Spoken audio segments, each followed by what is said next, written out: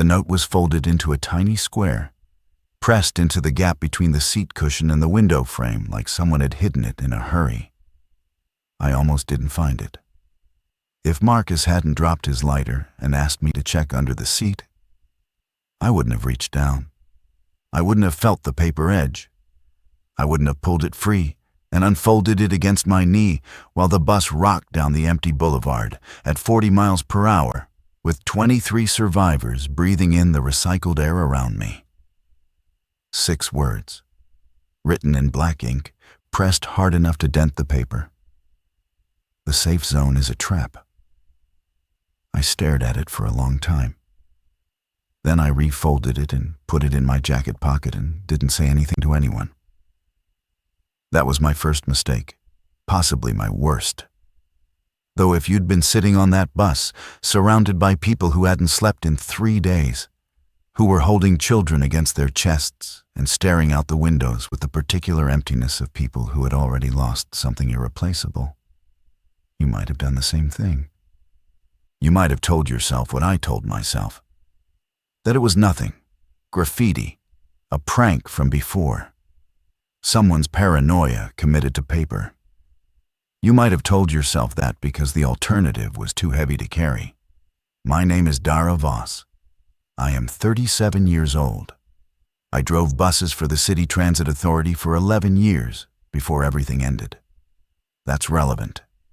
Not because it made me heroic, because it meant I was the one behind the wheel when the note was found, which meant I was the one who had to decide what to do with it, which meant the consequences of doing nothing belong entirely to me. The bus was Route 9 extended service, repurposed, the kind of diesel-heavy city bus that could hold 40 passengers and smelled permanently of rubber flooring and someone else's lunch. We'd been loaded at the Northwest Transit Hub 6 hours earlier by men in blue vests carrying clipboards and using the calm, deliberate language of people trained to prevent crowds from becoming mobs. Orderly boarding. Everyone will be processed. The facility is fully equipped. That was the phrase they kept using. Fully equipped. I'd driven for the transit authority long enough to know what that phrase meant in municipal language. It meant someone had made a list of what should be there. It didn't mean anything was actually there. But I drove, because that was my job.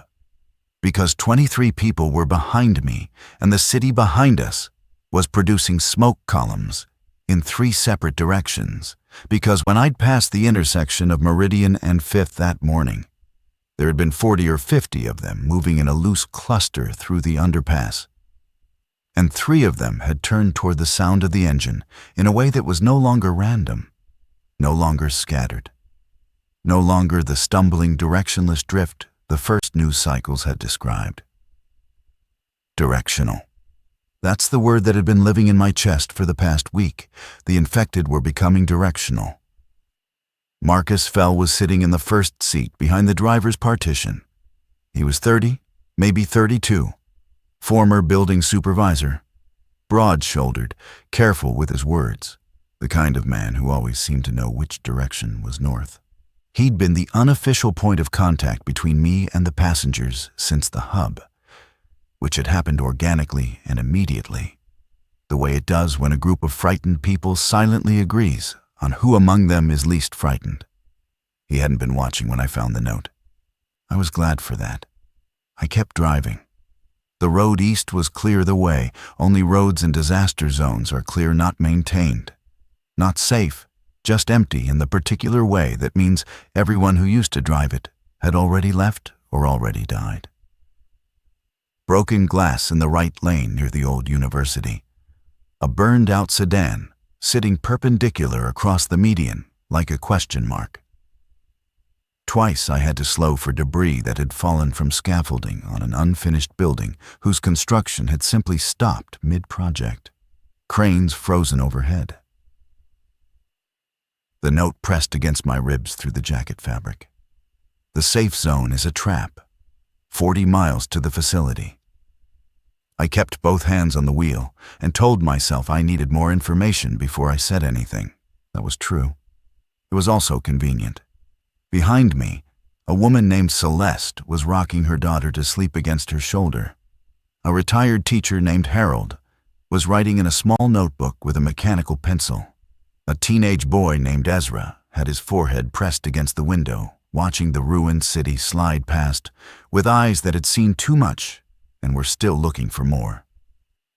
23 people trusting that the road ahead was safer than the road behind. And in my pocket, 6 words that said otherwise. Marcus knocked on the partition divider 20 minutes outside the city limits. "You doing all right up there?" "Fine," I said. "Road's clear." He slid the partition open 3 inches and stayed like that, half in and half out, which was how Marcus operated. He never fully committed to a space until he understood it. I'd noticed that about him at the hub. He'd stood near the boarding doors for 10 minutes before he got on the bus, just watching, just reading the situation. "People are settling," he said. "Couple of them are asleep. The girl Celeste's daughter, she's out completely." "Good. You eat anything?" "I'm not hungry." He was quiet for a moment. That was another thing about Marcus. He used silence the way other people used questions. He waited to see what you'd fill it with. I didn't fill it with anything. "How much farther?" 40 minutes. Maybe less if the interchange is clear." "And you've been to this facility before?" I hadn't. Nobody on the bus had, as far as I knew. The facility existed in the form of an official broadcast that had been looping on emergency frequencies for 4 days. A recorded voice. A location.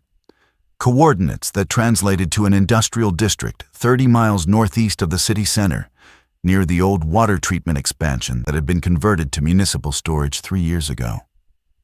"No," I said. "But transit knew about it." "We got the same broadcast everyone got." Marcus processed that.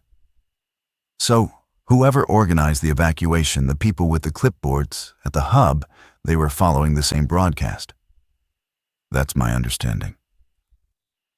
"Nobody called ahead. Nobody confirmed." "Marcus, I'm just identifying what we know." "I know what you're doing," I said, "and I need you to hold off for another 30 minutes. That landed wrong. I could feel it in the silence that followed. Marcus wasn't the kind of man who accepted partial information gracefully, but he was also the kind of man who understood timing. "All right," he said.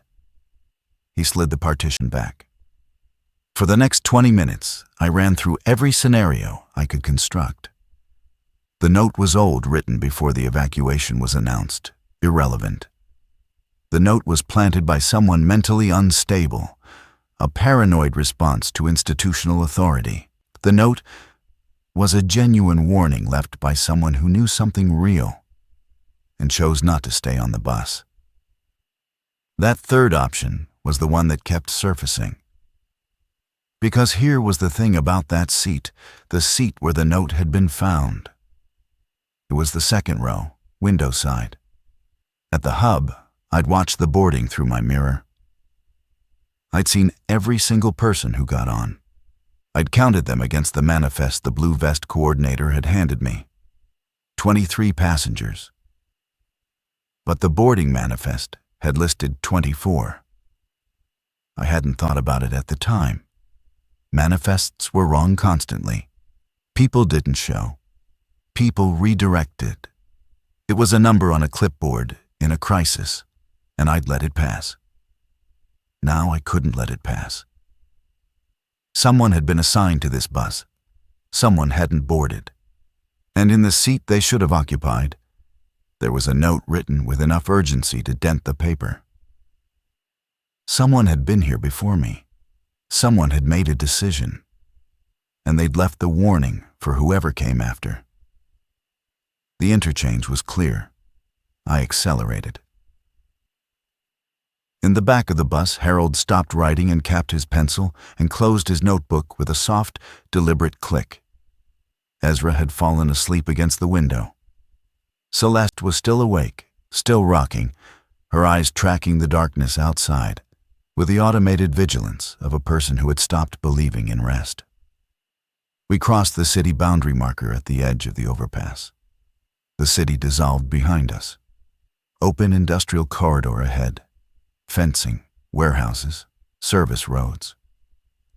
The note moved against my ribs with every breath. I reached into my pocket. I unfolded it again. 6 words. Same as before. Then I noticed what I had missed the first time. On the back, 3 more words, written smaller, written faster, the handwriting different, more controlled, like the person had steadied themselves before writing it. Bus 7 didn't. I folded the note again. My hands were steady on the wheel because I made them steady. Bus 7. We were bus 9. I pulled over at a service road junction 2 miles before the facility entrance. There was no tactical reason they would accept. No mechanical problem, no route obstruction.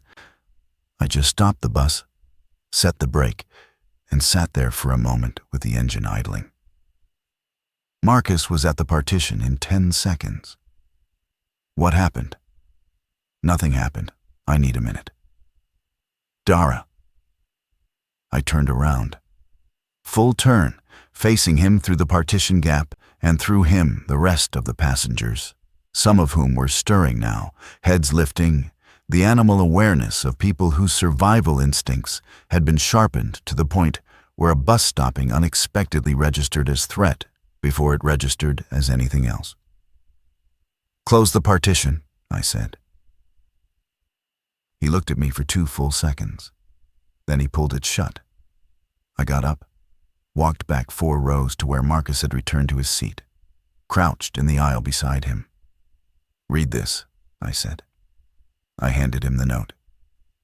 He unfolded it, read the front, read the back. His face didn't change the way most people's faces change when they receive bad information. There was a slight stillness, like the moment before a structure decides whether to hold or give way. He folded it exactly the way I had, handed it back. "When did you find this?" "An hour ago." Something moved through his eyes. "And you're telling me now?" "I needed time to think." "Did you?" That was fair. I didn't argue it. "Bus 7, he said quietly.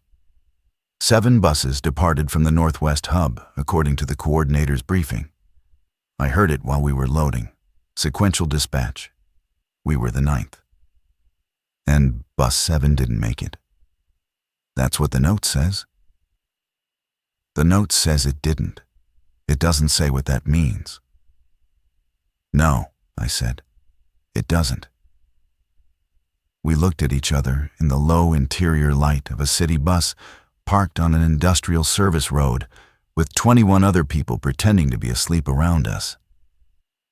"Options," Marcus said. "We turn around. We go back into the city. We find somewhere to shelter, and we figure out what Bus 7 means before we go any further. The city is compromised. We saw it. I know. We have children on this bus. We have people who need medication. Harold told me he has a cardiac condition. Turning back means... I know what it means. Option 2. We continue to the facility, and we stay alert. We don't commit until we know what we're walking into." Staying alert on a bus that just drove into a facility isn't the same as having options. He was right. Again. "Option 3, I said. Marcus waited. "We tell people. We vote. We make a collective decision." His jaw tightened slightly. "You tell 23 people that the place we've been driving toward for 6 hours might be a trap, and half of them will make noise. They'll demand to go back. The other half will insist we continue. You'll split the group. You'll get conflict. In the dark. 2 miles from whatever this is. So we decide for them. We gather more information. That's different from deciding for them. How? Marcus reached into the side pocket of his jacket and pulled out a folding knife. Not threatening, just matter of fact. He set it on his knee. I go ahead on foot, reconnaissance. You wait here. I come back and we know what we're dealing with. You can't go alone. I know this type of facility, storage conversion. I grew up near one. The perimeter will have a secondary service entrance on the eastern side. Maintenance access. I go in quiet. I look. I come back. And if you don't come back, drive away fast. He said it without humor, not bravado, simply the calculation of a man who had already assigned himself a probability and found it acceptable. I thought about stopping him. I was the driver. Technically, I was responsible for this vehicle and everyone on it. In a world with functioning institutions, that would have meant something. 40 minutes, I said. If you're not back in 40 minutes. Drive away, he repeated. He moved toward the front. I watched him exit through the driver's door and disappear into the dark between the service road fencing and the warehouses to the east. I walked back to the driver's seat. Celeste was watching me from the middle rows. She'd been awake the whole time. Her daughter was still asleep across her lap. Is something wrong with the bus? She asked. Minor check, I said. Give me 20 minutes. She looked at me the way people look at someone they've decided to trust provisionally, with the full knowledge that they might be wrong. I looked back at the road. The facility was 2 miles ahead. I could see its lights on the horizon, bright, steady, generator-powered, just like the broadcasts had promised, fully equipped. 37 minutes later, Marcus came back. He got on the bus and sat down and didn't say anything for a full minute. Then he said, "Drive away." I didn't drive away, not immediately, not because I didn't believe him, because I needed to know what I was driving away from, what I was going to tell 23 people when they asked where we were going instead, and what happened when we got there. Tell me what you saw, I said. Marcus had his elbows on his knees. His voice was flat, controlled. The voice of someone compressing an enormous amount of information into the most efficient possible delivery. The facility is operational. Lights, generators, personnel, the whole structure. The broadcasts were accurate about that. But there's a secondary compound behind the main building, separate fencing, no lights. But it's not empty. What's in it? People.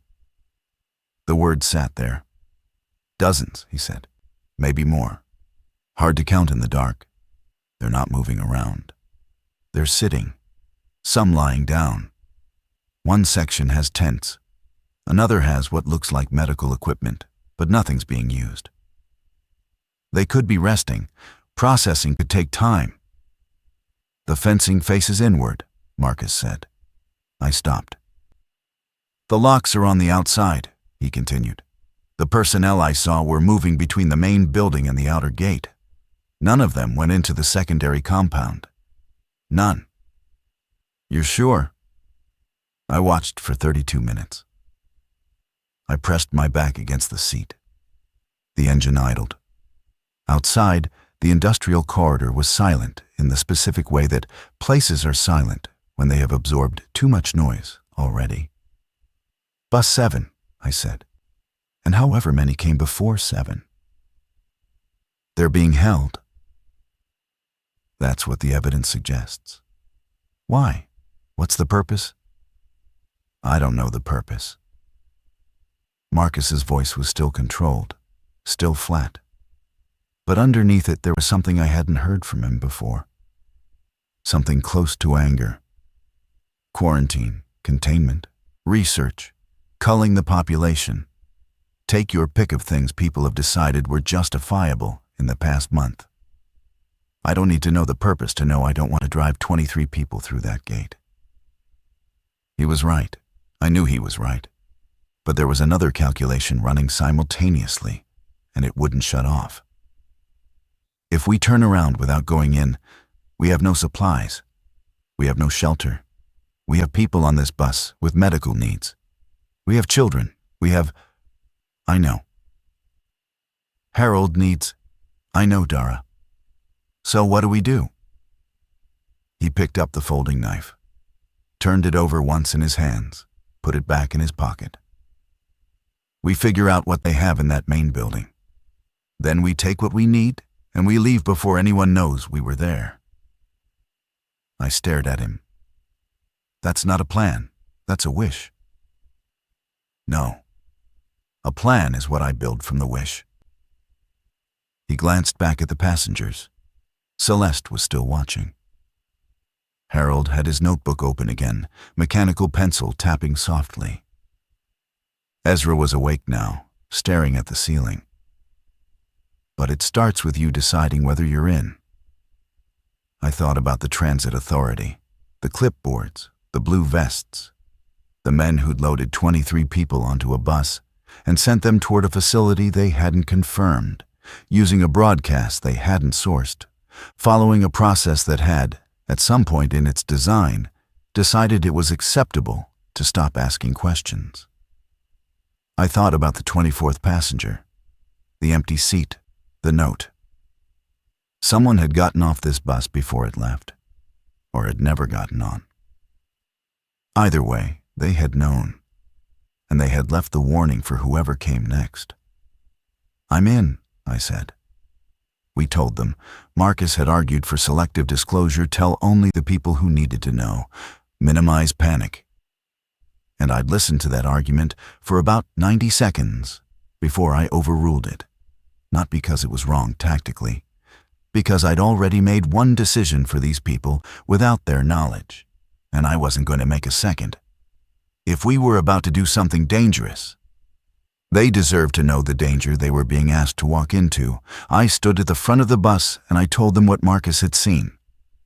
I told them about the secondary compound, about the inward-facing fencing, about Bus 7, about the note. I didn't editorialize. I didn't predict outcomes. I delivered the information as plainly as I knew how. And then I waited. 17 seconds of silence. Then 4 people tried to talk at once. Celeste was the one I heard clearly. You've been holding this for an hour. An hour and 40 minutes, I said. Her face went through something complicated. She looked down at her daughter, still asleep, then back up at me. She didn't say anything else. She didn't have to. A man named Garrison, 50s, former logistics coordinator, stood up immediately. We should continue to the facility. Whatever you saw through a fence in the dark could be anything. We have no other option, and this is speculation. The locks face outward, Marcus said. You saw that in the dark from outside a fence at night. Yes. That's not reliable observation. I'll put my observation against a 6-word anonymous note, Marcus said calmly. And I'll go with the observation. Then we're in agreement to proceed. No, we're in disagreement about whether I can trust my own eyes. Garrison sat back down. His jaw was set, and he had the particular expression of a man who believed strongly in process and was watching process become irrelevant in real time. Harold, the retired teacher, raised his hand slightly. Old habit. What happens if we go in? Best case, we're wrong, I said. The facility is exactly what it claims to be. We're processed. We're housed. We're given food and medicine. Worst case, we end up behind the fence, Ezra said. He was 16. He'd barely spoken since the hub. His voice was lower than I expected. Not frightened. Resigned, which was worse. Yes, I said. And if we don't go in?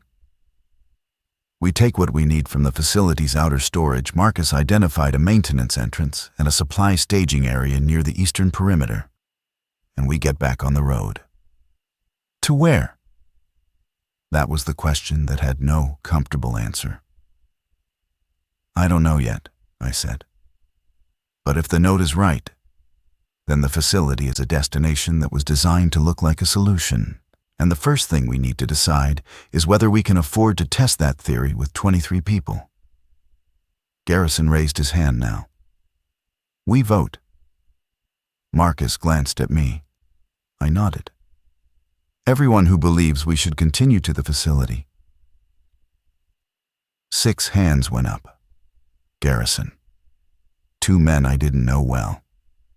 A woman named Patrice, who'd told me at the hub that her sister was already at the facility. One of the men I'd clocked as former military, though he'd never identified himself as such. And one more, a quiet young woman named Sonia, who hadn't spoken since boarding. Everyone who believes we should avoid the facility. 11 hands. 6 undecided. Democracy in a city bus at 2 in the morning. The undecided are the deciding votes, Harold said quietly. What would change their position?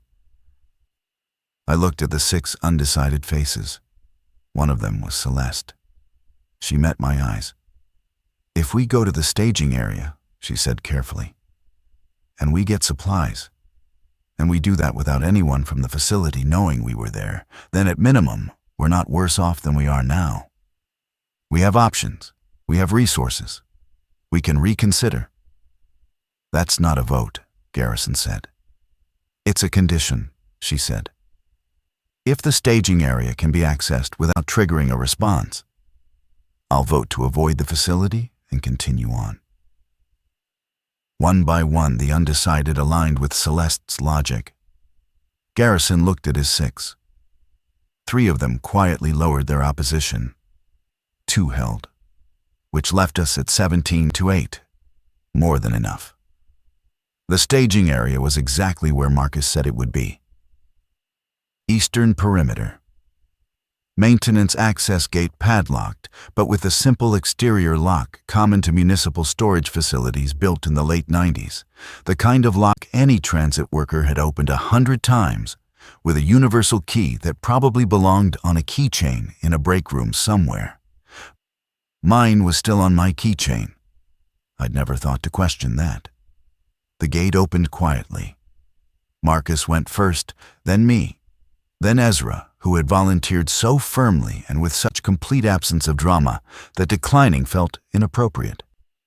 Then a man named Curtis, who moved with the economy of someone who had spent time being quiet in spaces where noise was dangerous. The staging area was a covered loading dock. Supply pallets, sealed containers, medical supply boxes marked with the Universal Cross, water, rations and standardized emergency packaging, a fuel reserve for generators. Everything looked legitimate. Everything looked organized. That was the disturbing part. This is real, Ezra said softly. The supplies are real, Marcus said. That doesn't tell us anything about what happens after you accept them.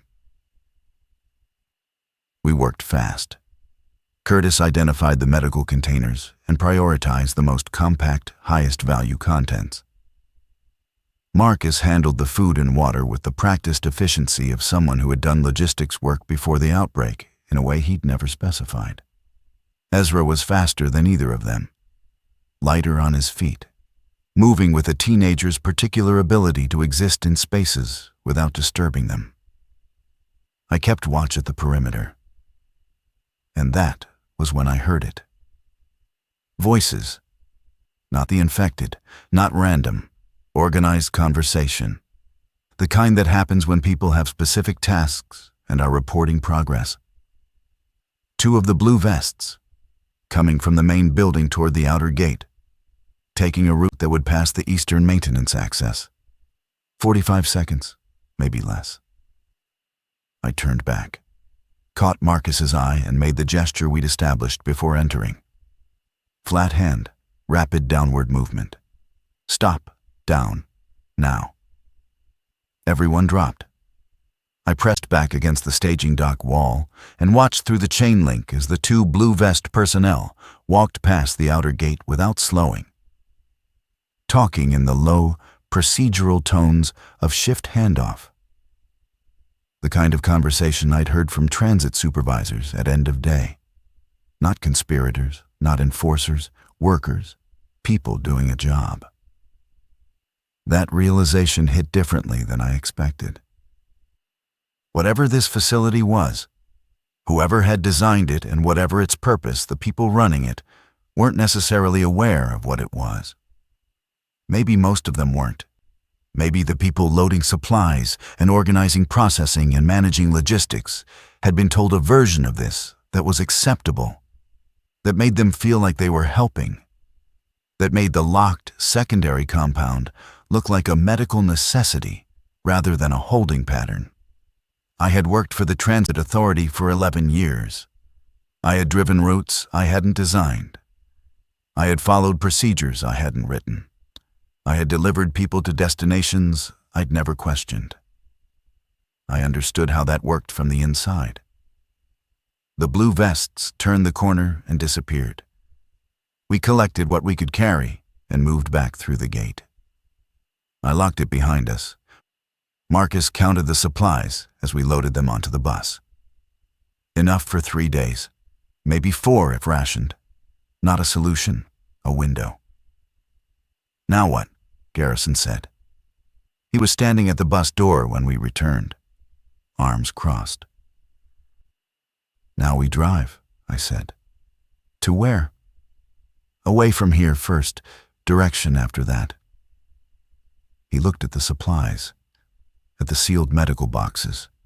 He looked, I thought, like a man tallying the reality of his situation against the version he'd planned for. He didn't say anything else. He got back on the bus. 2 miles north of the facility, we found Bus 7. It was parked on the shoulder of the service road, engine off, lights dark.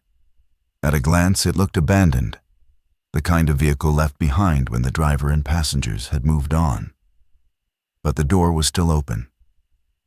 I slowed, stopped, let the engine idle. "We stop here and we lose time," Marcus said. "Someone might still be inside." If anyone was inside, they've been there for however long that bus has been sitting. Which means, I know what it means. I'm still going to check. I set the brake and got off alone. Marcus followed before I reached the door. The bus was empty. Not abandoned in a panic. Empty in the particular way that suggests order seats still clean. Nothing dropped or scattered. No personal belongings left behind. The passengers had departed with their things, voluntarily or otherwise. Except for one seat. Second row, window side, a notebook, a spiral bound, open to a page near the middle, written in the same controlled handwriting as the note in my pocket. The writer had clearly been on this bus when they'd written it. The handwriting was slightly rocked by vehicle motion. I picked it up. Marcus read over my shoulder. The first entry was dated 4 days ago, consistent with the facility's broadcast timeline. The writer had been on Bus 7, which had departed the Northwest Hub 2 dispatches before ours. They'd received no note. They'd had no warning. They'd arrived at the facility gate and been processed through exactly as instructed. The second entry was written inside the compound. The handwriting was controlled, but the pressure was harder now. Denting the paper again. Processing takes 3 hours. After that, you're moved to Block B. Nobody explains Block B until you're already in it. The doors lock from outside. I counted 47 people when I arrived. More coming on later buses. There's no outbreak here.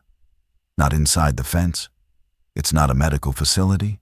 It's a holding facility. I don't know who authorized it. I don't know what they're waiting for. But the personnel here know us as arrivals, not survivors. That's not a small distinction. I'm going to find a way out. If I do, I'm going to get back to the hub route and warn whoever is still coming. If I don't, the entry ended there. The last page of the notebook was different. A single line, written fast, barely legible. Made it out. Warned Bus 9. God, I hope they got the note. I stood there in the dark interior of an empty bus and read that last line 3 more times. They had made it out. They had come back. They had found our bus at the hub and hidden the warning in the seat they'd been assigned. That was the 24th passenger. Not a no-show. Not a redirect. Someone who had gone all the way to the facility, survived whatever the facility held, escaped, and come back to warn us. I hadn't been assigned that bus. I'd been assigned that bus's successor, but the seat number matched because the fleet was standardized. The note had been placed in seat 2A on Bus 7, and when I'd been handed the manifest for Bus 9, seat 2A was assigned to a passenger who had never existed or who the facility had added to the manifest deliberately to guarantee the seat was available. Or possibly the simplest explanation. A person who'd been assigned seat 2A on Bus 9 had heard something and decided not to board. The writer had found the bus and taken the chance. They were counting on us not looking, Marcus said, or on us being too desperate to question. Same thing. He was right. Desperation and incuriosity were functionally identical when an institution was relying on them. We drove north for 40 minutes before I let myself ask the question I'd been holding since the staging area. What is the facility actually for? Nobody answered immediately. The bus moved through pre-dawn darkness, past industrial corridors, transitioning into something older, something agricultural, road quality deteriorating, flat land opening on both sides. Harold spoke first. Population management, he said.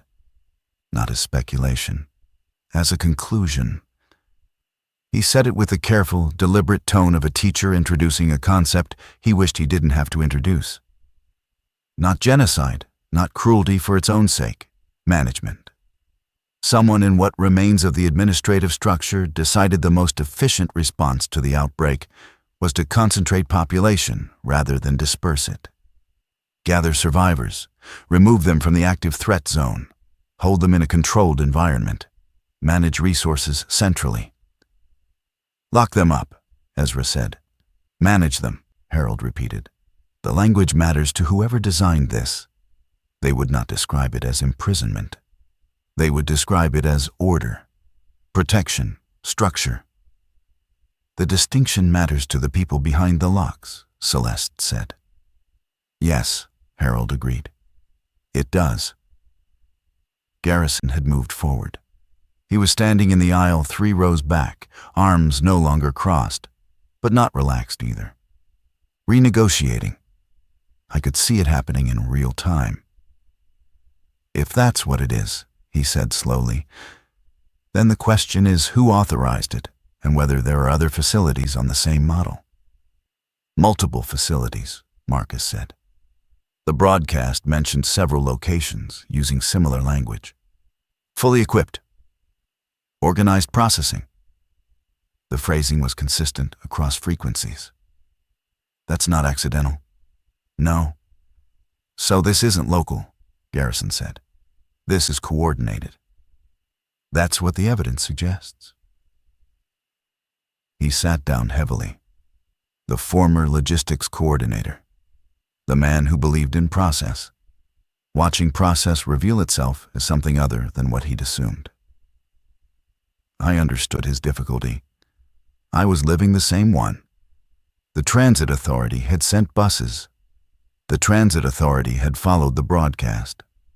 The transit authority had issued manifests and loaded passengers and dispatched drivers following a protocol that someone had designed and someone had approved and someone had implemented through the machinery of municipal administration that was still somehow partially functioning. I was part of that machinery. I had driven people toward a holding compound, and I had almost kept driving. "We need to tell people," Celeste said. Everyone looked at her. "Not everyone on this bus," she said. "I mean people, other buses, other groups, other survivors who are heading to facilities right now because they have nowhere else to go, and they haven't found a note yet." "How?" someone asked from the back. "Same way the facility communicated," Harold said. "Emergency frequencies." Marcus turned. "We'd be broadcasting our location." "Yes," Harold said. "That's the cost." The bus went quiet. I kept driving north. The road was getting rougher. Dawn was beginning to suggest itself at the horizon edge. Gray and provisional, the kind of light that reveals outlines without committing to details. The note was still in my pocket.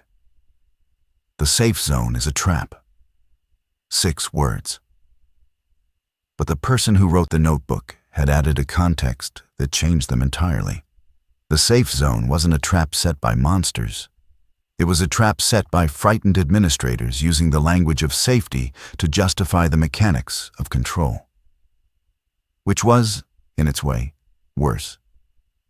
Because monsters you could identify, you could name them, you could point at them and say, "That is the threat." But an administrative decision made behind a desk by someone who genuinely believed they were solving a problem that was harder to resist, because it looked like help until you were already inside it. We found the radio tower by accident. Curtis noticed at first a maintenance relay tower on a low rise about 2 miles off the main road, with a service track running from an old agricultural access point. Small, functional, the kind of low-power broadcast relay that municipal communications had seeded across the region years before the outbreak for exactly the kind of emergency that had now arrived. "That will reach 40 miles, he said, "maybe more with the right frequency." "You know radio?" I asked. "I know enough." That was the most Curtis had said about himself in 6 hours. I decided it was enough. We turned off. The service track was rough but manageable. I parked the bus at the base of the rise and watched the horizon while Curtis and Marcus climbed to the tower. The passengers stayed on the bus, except Harold, who got off and stood beside the bus door with his notebook and mechanical pencil. "What are you writing?" I asked him. "The broadcast message," he said. "If we're doing this, we do it precisely. No panic, no speculation. Facts only. Let people make their own decisions. You've done this before." "I've written report cards," he said. "Same principle. You tell people what you observed. You do not tell them what to feel about it." I almost laughed. Not because it was funny, because it was so perfectly Harold that it broke something loose in my chest that had been locked tight since the hub. "Give me a draft," I said. He tore the page out and handed it to me. "To all survivors currently traveling to government-authorized evacuation facilities. The processing compounds are not medical facilities. They are holding compounds with externally locked fencing. Departure appears to not be permitted. This is eyewitness information from passengers of Bus 7 and Bus 9, Northwest Hub. If you have not yet arrived, you have options. If you have arrived, you have neighbors. Use frequencies 156.8 and 162.025 to respond or share information. We will be monitoring." I read it twice. "You wrote this in under 3 minutes, I said. "I've been composing it since Section 3, he said simply. I walked it up to Curtis. 15 minutes later, the tower broadcast. We ran it 3 times and then cut transmission and moved the bus 2 miles west before stopping again. Marcus had been clear. Broadcast from a fixed position for too long, and whatever remained of the facility's monitoring capacity would triangulate. 2 miles west, lights off, engine off, waiting. 40 minutes passed. Then the receiver Marcus had taken from the tower's base equipment crackled. A voice. Female. Frightened. Controlled in the way Celeste had been controlled. The control of someone managing a significant internal load. This is Bus 12, Northeast Hub. We haven't reached the facility yet. We received your broadcast. There are 31 of us. What do you recommend? Everyone on the bus heard it. The silence that followed was different from the silences before. Not the silence of people absorbing threat. The silence of people absorbing responsibility. Marcus looked at me. I took the receiver. Bus 12, this is Bus 9. Stop where you are. Do not approach the facility. We're working on a route that avoids the compounds. Give us your current location and we'll come to you. Static. Then, you'd come to us? Yes. Another pause. Why? I didn't have a clean answer. Nothing that would have survived scrutiny in a normal world. In a normal world, you didn't redirect a bus full of survivors toward an unknown location based on a notebook found in an empty vehicle on a shoulder road in the dark. But this wasn't a normal world. Because someone warned us, I said. And now it's our turn. Bus 12 was parked in the lot of an abandoned agricultural supply warehouse 12 miles northeast of us. We reached them at full dawn. 31 people, 3 children, 1 elderly man on a portable oxygen concentrator with maybe 4 hours of supply remaining. A woman named Vera, who had been a nurse before and was now working from memory with a kit half the size of what the situation demanded, and a driver named Tomasz, who had been gripping his steering wheel so hard for so many hours that the knuckles of both hands were visibly swollen. He got off the bus when we arrived and just stood there, not talking, not assessing, just standing in open air for a moment, the way a person stands when they've been enclosed somewhere too long. I understood that. I left him to it. Vera came to me immediately.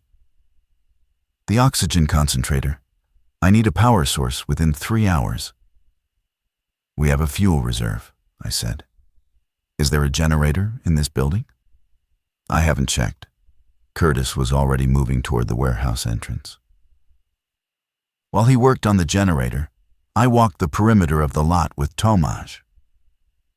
He'd recovered from the standing moment and had shifted into the focused, methodical energy of someone processing crisis through action. The broadcast reached us about 40 minutes before you arrived, he said. We'd been sitting in this lot for 2 hours anyway. Something felt wrong about the route. What felt wrong? He thought about it. Too clean. The roads were maintained, not repaired maintained, like someone had been keeping the approach routes to the facility accessible on purpose. To make sure buses could get through. Yes, that kind of preparation takes months. It's not crisis response. It's infrastructure. Pre-planned. Before the outbreak. He said it carefully. Or very early in, before most people understood what was happening. That sat heavily. Because if the facility infrastructure had been built before the outbreak, or in its earliest days, before the public understood the scale of the collapse, then it hadn't been improvised. It hadn't been desperate administrative overreach under pressure. It had been prepared, which meant somewhere, someone had seen the outbreak coming and planned for a population control response before the public had even been told to worry. I didn't say that out loud, not yet. Some information needs time before it can be shared without burning through a crowd's capacity to remain functional. Curtis got the generator running. The oxygen concentrator stabilized. The elderly man, his name was Bernard, sat in a folding chair and breathed and closed his eyes and didn't appear to care about anything else, which was completely reasonable. I stood with Tomasz and watched our two buses parked side by side in a lot that smelled of diesel and old grain, and the particular quiet of agricultural land that had been abandoned mid-season. "We can't just drive indefinitely," he said. "No. So, what's the plan?" "We tell the truth," I said. "We keep broadcasting. We find the other buses, and then we figure out what to do with 54 people that doesn't involve a fence with inward-facing locks." "That's not a plan." "I know. But it's a start." "Yes," I said. "It is." The second response came 6 hours later. Not a bus. A different kind of survivor group entirely Runha, a convoy of 4 civilian vehicles that had been following the evacuation routes without committing to any of the facilities, listening to the emergency broadcasts with growing skepticism, held together by a mechanic named Priya, who had apparently been running the group on sheer organizational competence and force of will since the second week. Priya arrived in the warehouse lot, got out of her truck, looked at 2 buses and 54 people, and a generator and a portable oxygen concentrator, and said, "How long have you been here?" 6 hours, I said. "You broadcast on 156.8. "Yes." She looked around the lot. The assessment was fast, systematic, professional. She saw the supply pallets from the staging area, the medical boxes, the water reserve. "You have 3 days of supplies for your current group," she said. 2.5 now. "I have 2 vehicles with mechanical problems I've been nursing for a week. I have a woman with a broken collarbone badly set. I have fuel for approximately another 200 miles collectively." She crossed her arms. "And I have 11 people who are very tired of being scared." "So do we." She looked at me directly. The full, evaluative look of someone who had been the decision-maker for long enough to read other decision-makers quickly. "What are you proposing?" she said. "I'm not sure I'm proposing anything yet," I said. "But I think what we're doing here is not a safe zone. Safe zones are apparently a bureaucratic project. What I think we're doing is something more like a moving decision." "Explain." "We don't stay anywhere long enough to become a destination. We don't build anything that requires us to stop. We move. We share information. We broadcast and collect and relay what we know. And when we find people who are heading toward compounds, we redirect them." She was quiet for a moment. "That's not survival," she said. "That's interference." "Yes. There will be people who don't want to be redirected, people who would rather have certainty in a locked compound than uncertainty on an open road. I know. You can't save everyone. I know that too." She studied me for another moment. Then she turned and walked back toward her convoy and spoke to them briefly and came back. "My mechanic will look at Tomasz's bus," she said. "The broken axle bearing is going to fail in the next 200 miles. She can fix it if we have a day and the right parts. We can check the warehouse." "Good." She paused. "The woman I mentioned. Broken collarbone. Her name is Dana. She's very irritating when she's in pain, and she's in constant pain, so she's been constantly irritating. I mention this because you have a nurse." "Vera," I said. "Yes, I'll introduce them." "One more thing," Priya said. "Yes?" "The broadcast. We should change frequencies and timing, regularly, systematically. If the facilities are monitoring, they will eventually locate the pattern." "Harold's already on that," I said.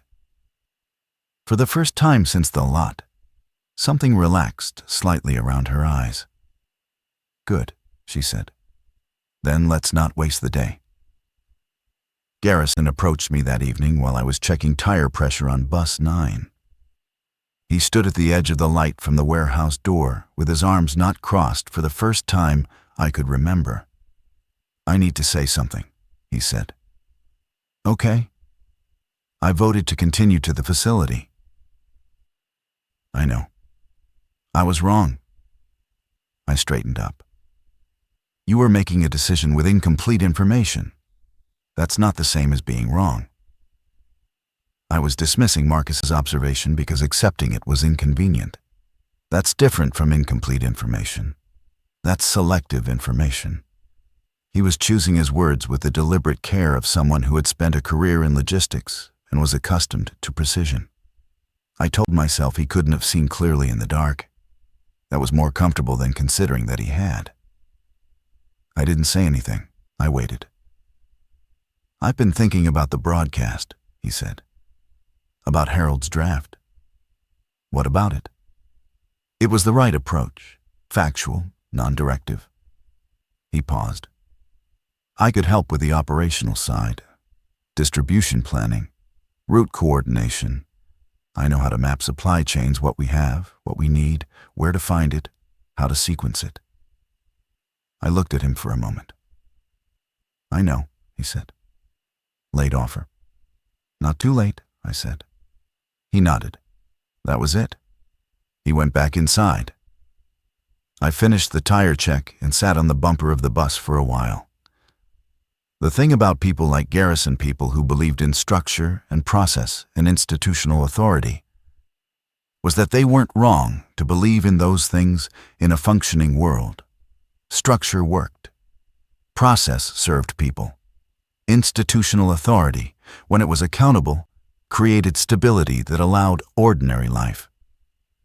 The problem was when those same instincts prevented revision. When the evidence changed and the belief system didn't. Garrison had revised. That mattered.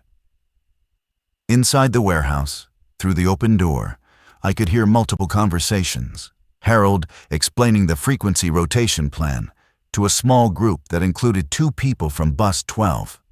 Priya's mechanic, whose name was Lena, arguing cheerfully with Curtis about the correct method for bearing replacement, both of them clearly enjoying a technical disagreement that had nothing to do with survival and everything to do with being human.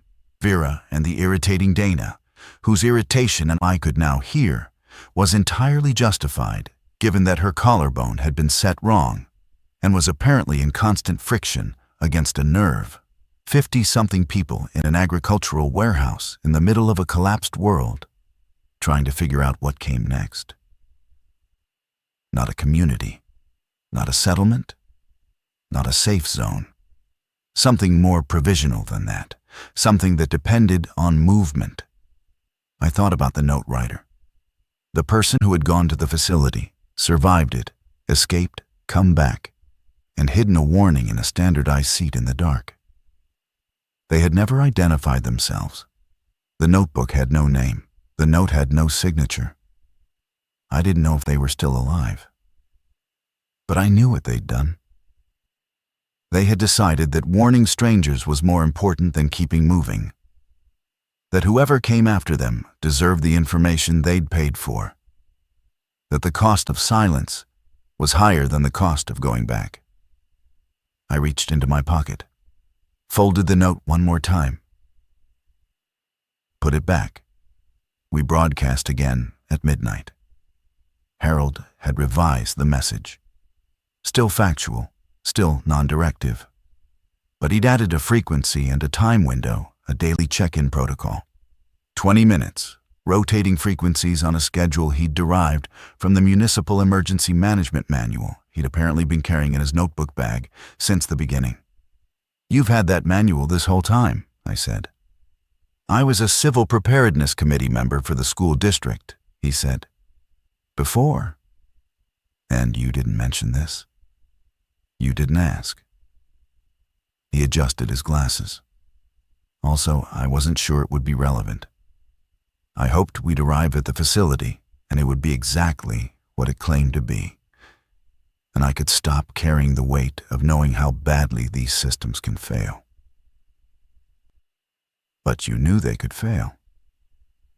I've sat in enough emergency management meetings to know that most disaster response plans are written by people who plan for the disaster they can imagine, not the one that actually arrives. He looked at the broadcast equipment. This is the disaster that arrived. The broadcast ran for 20 minutes. 3 responses that night. Bus 11 stalled 20 miles south with a fuel issue. A civilian group of 8 operating out of an abandoned veterinary clinic who had been sharing medical knowledge with whoever reached them on foot. And a single voice, just a voice, no name, no identification, that said, "There are 7 facilities in the region. We've identified 4 of them. We can share coordinates if you establish a secure channel." That last one stopped everyone in the room. "Who is that?" Tomasz said. Nobody knew. I took the receiver. "Can you verify?" "We have photographs. We have documentation. We have testimony from people who left facilities in the first 2 weeks, before the processing protocols tightened." "How many people are you?" A pause. "Enough to make sharing this dangerous, which is why we need a secure channel." Marcus caught my eye across the room. His expression said what mine said. We couldn't verify, couldn't confirm, couldn't know if this was genuine intelligence or a facility operation designed to locate us. But the information structure of the claim was specific. Not vague, not emotional, methodical. 12 hours, I said. We'll establish a secondary channel, frequency and protocol to follow. Understood? Static. I set the receiver down. Could be a trap, Marcus said. Yes. Could be real. Yes. If it's real, Harold said carefully. And there are 7 facilities, and they have documentation. Then there are people who've been building a case, I said, while the rest of us were just trying to survive.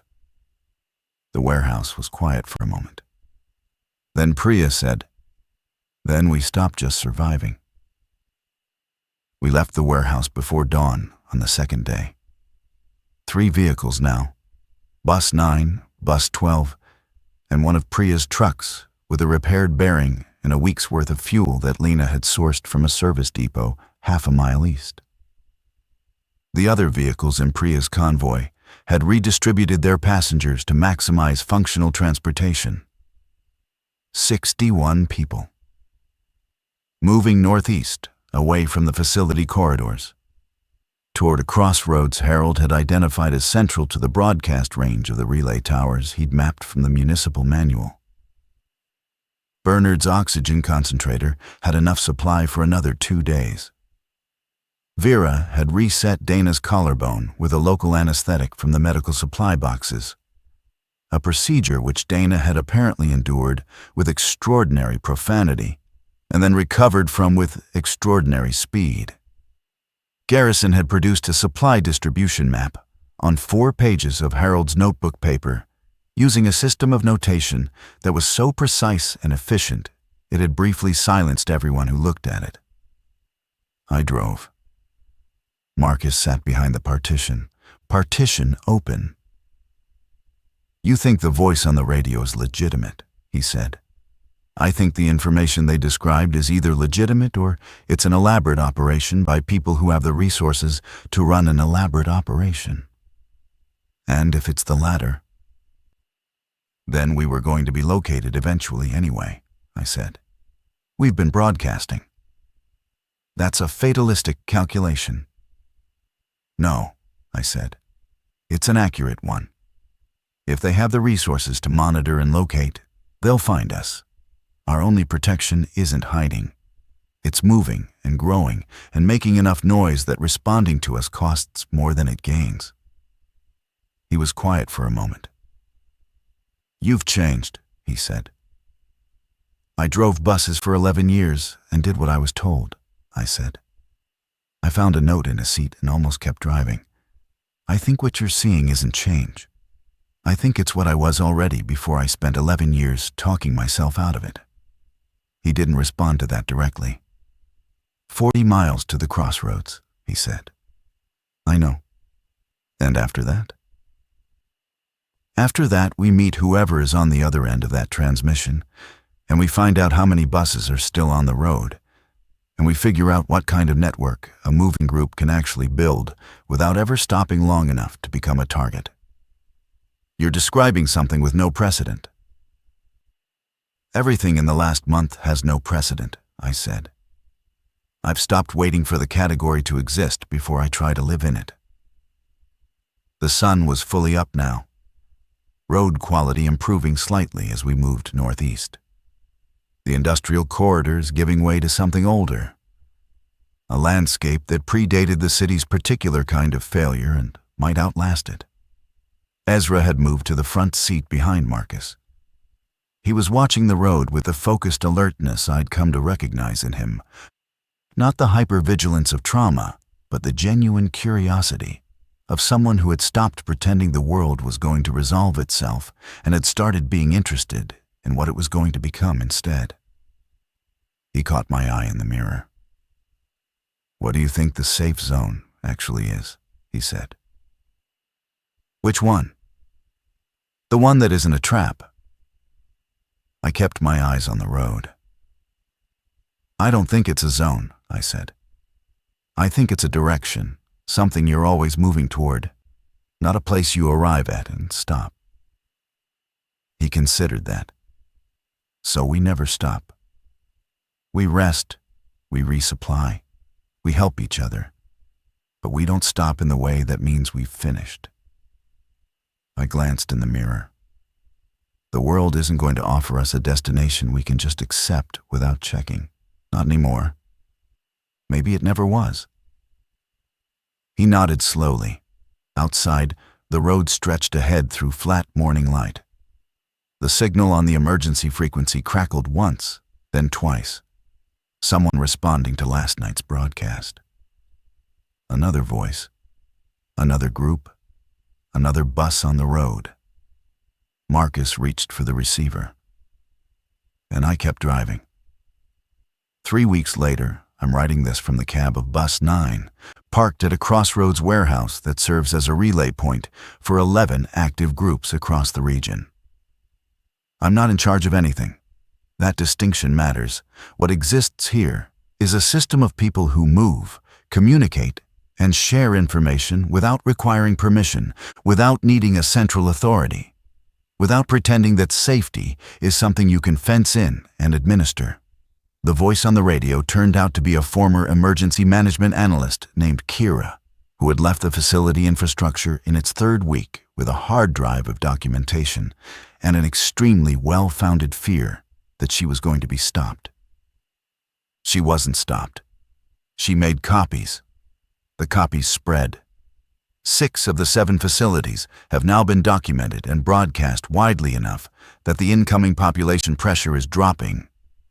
People are redirecting, some willingly, some only after hearing the same information enough times that denial becomes more work than revision. The facilities haven't closed. They still operate. The people inside them are still inside them. And that fact sits with me every morning in a way I don't have a clean response to. But the flow has changed.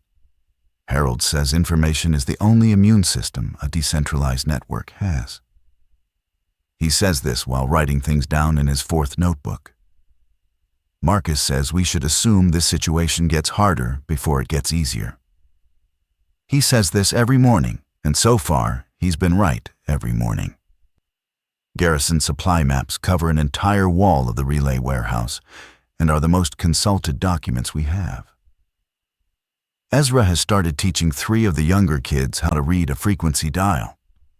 And somewhere on a road I haven't been on yet, there are people who got on a bus this morning and haven't found the note. I stay on the radio for them. Not because I owe them, because someone went back once, in the dark, and left 6 words in a folded square of paper. And here I am.